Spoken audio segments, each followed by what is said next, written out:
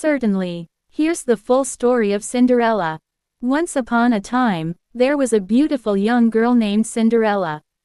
She lived with her wicked stepmother and two stepsisters, who treated her cruelly and made her do all the chores in the house.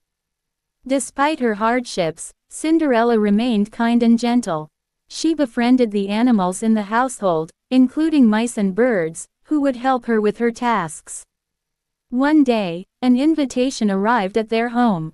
The king was hosting a grand ball at the palace, and every maiden in the kingdom was invited. Cinderella's stepmother and stepsisters were thrilled at the prospect of attending, but they forbade Cinderella from going, leaving her to clean and mend their dresses for the event. Heartbroken, Cinderella cried in the garden. Suddenly, her tears caught the attention of her fairy godmother, who appeared and promised to help her attend the ball.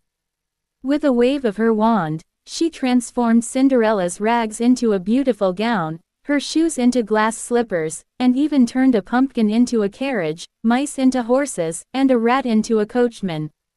Cinderella was overjoyed and set off for the ball, but her fairy godmother warned her to return before midnight when the magic would wear off.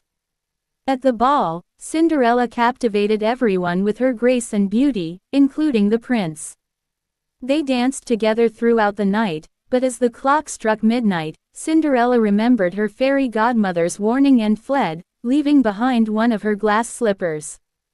The prince was determined to find the mysterious maiden who had stolen his heart, so he searched the kingdom for the owner of the glass slipper.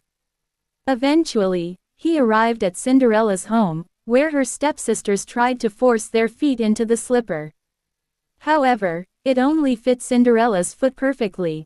Realizing she was the one he had been searching for, the prince declared Cinderella to be his true love. They were married, and Cinderella forgave her stepsisters, who also attended the wedding.